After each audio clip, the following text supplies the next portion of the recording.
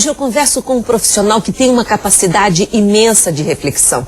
Ele é formado em economia, matemática, filosofia, está estudando química, tem uma série de títulos acadêmicos e costuma ser fonte segura nos assuntos mais diversos, como movimentos sociais, responsabilidade da igreja, educação, enfim. É, acima de tudo, um homem culto e de bom humor. Eu converso hoje com o chefe de gabinete da PUC do Paraná, Máximo Della Justina. Obrigada pela participação, professor. De fato, é uma honra falar com o senhor. Muito obrigado. Bom, o senhor costuma dizer que a linha mestra da sua reflexão, do seu pensamento, passa sempre pela responsabilidade individual. Vamos começar por aí? Sim. Ponto número 1. O Brasil é uma democracia consolidada desde 1988, quando nós votamos a nossa nova Constituição. Hoje nós somos 200 milhões de habitantes. 65 mil desses, aproximadamente, são eleitos.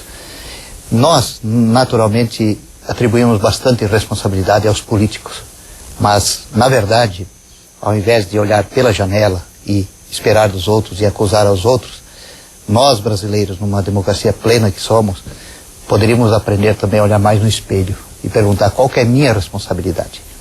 A minha responsabilidade em todas as instâncias, em todos os instantes, não só na política, mas também onde eu trabalho, com minha família, onde eu convivo, no clube de futebol, na ONG e tudo mais.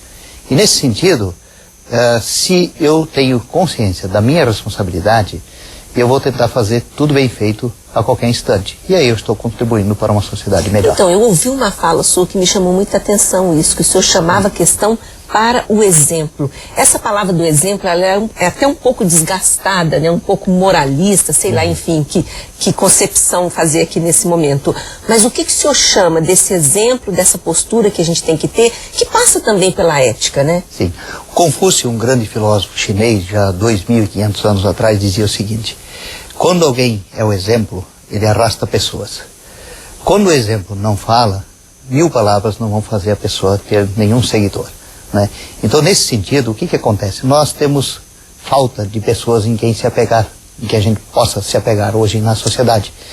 Obviamente, alguns se destacam. Você tem jornalistas, você tem profissionais da mídia, você tem jogadores de futebol, você tem também políticos, poetas e tudo mais. Mas, no geral, se nós fôssemos contar nos dedos das duas mãos, quais são os 10 brasileiros que mais nos inspiram e que qualquer indivíduo diria, eu gostaria de ser igual àquela pessoa, seguir aquele exemplo, nós temos... A gente tem dificuldade. A gente tem dificuldade, né?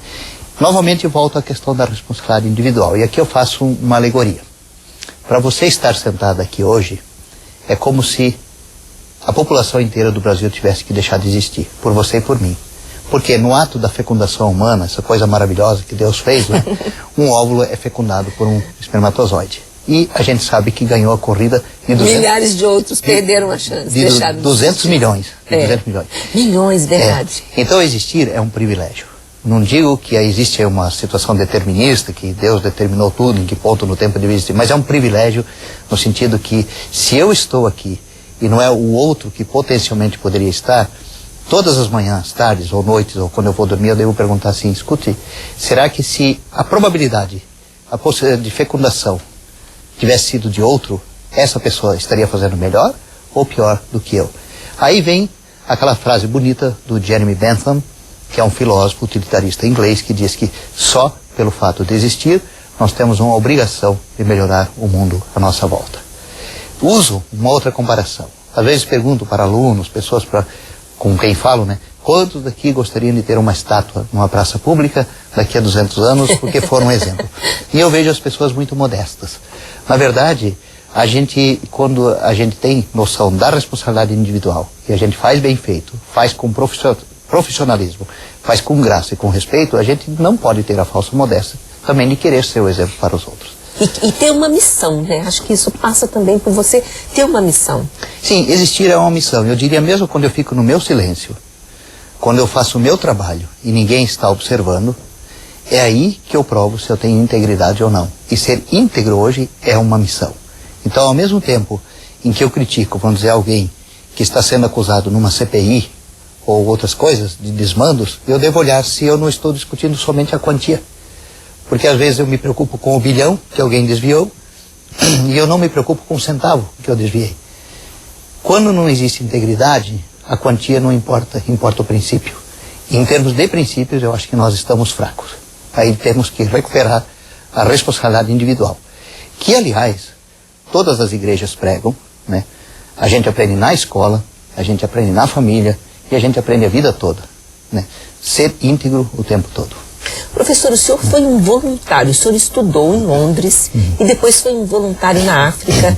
E eu imagino que isso tenha trazido grandes experiências. O que é essa experiência, essa troca com essa cultura, enfim, com culturas diferentes, trouxeram para o senhor como o ser humano? O que te acrescentou?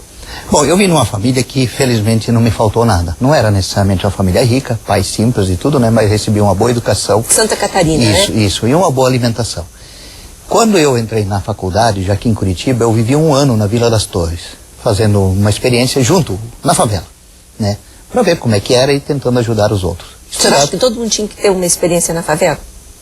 O senhor falou isso, que é bom. Eu acredito que pelo menos crescer. Pisar um dia lá, olhar, né? Porque quem está lá é irmão da gente. A gente às vezes pensa que porque eu estou vestindo uma roupa diferente do outro, porque eu falo um linguajar mais erudito, eu sou mais do que o outro. Não. Perante Deus, todos temos absolutamente o mesmo valor. O que acontece é que alguns irmãos da gente tiveram menos oportunidade e outros tiveram mais oportunidades. Eu até recomendo, se as famílias pudessem, dar uma volta numa favela. Claro, vai em região segura, né? Ninguém vai se expor. Mas para perceber que quem trabalha lá, às vezes, é o nosso pedreiro, é a nossa zeladora, né? É o motorista do nosso ônibus, é o nosso cobrador. E até em funções mais de destaque mesmo na sociedade, as pessoas moram lá e são irmãos da gente, né? Então, voltando novamente à ideia. Quando se é jovem, também não custa nada, ou em qualquer parte da nossa idade, né? Podia ser agora também, não nos custa nada nos doar aos outros, porque tudo que você faz de bom volta também em dobro, em triplo, né? Então o que acontece? A Zâmbia, ela é uma ex-colônia britânica, que é a antiga Rodésia do Norte. Fui trabalhar também numa favela de 30 mil habitantes, entre 1988 e 1991. Foi uma experiência fantástica, eu acho que eu aprendi mais do que eu trouxe e fui muito bem tratado pelos africanos. Foi um exercício de humanismo e foi uma verdadeira conversão. E o senhor teve momentos de risco ou de apuro? Não? Sim, tivemos, porque nesse ambiente nós tivemos, por exemplo, um surto de tifo. Tifo mata em 3 dias, né? Sim. Nós tínhamos uma pandemia de HIV, claro que aí as formas de contaminação podem ser evitadas, né? Tínhamos problema de tuberculose e tudo mais. E, como de Curitiba até São José dos Pinhais, a uma distância, no antigo Zaire, que hoje é a República Democrática do Congo, nós tínhamos ébola, ou ebola, não sei como se pronuncia aqui, sim, né? Então, riscos de saúde, sim. Riscos de vida, não. Me cuidavam muito bem. Quando saía da casa, os meninos cuidavam da minha casa, qualquer pessoa que se aproximava, eles perguntavam o que queria fazer. E diga-se de passagem, o africano, ele tem uma alma muito bonita. Era tudo cheio de humor. Eles são alegres, né? São alegres. Daí eu entrava, né? Fazia piadas, até, por exemplo, eu tinha um cabelo bastante ruivo, tinha barba ruiva, eles me chamavam de Makissimo Muina Chetani, literalmente, né? Porque eu não conseguia falar Máximo, eu falava Makissimo. E significa Makissimo Muina Chetani, quer dizer, Máximo homem Satã. Daí eu brincava, dizia assim, mas eu não sei se eu sou parecido ao Satã, porque nunca vi, né? Então, umas brincadeiras assim, então foi muito interessante. A gente usava a cultura local também para dar, vamos dizer assim, o recado que a gente precisava dar. Bom, eu vou fazer um breve intervalo e daqui a pouquinho eu volto conversando com o professor Máximo. Nós vamos falar mais sobre economia, vamos falar de educação e também de fé. Fique aí, já voltamos.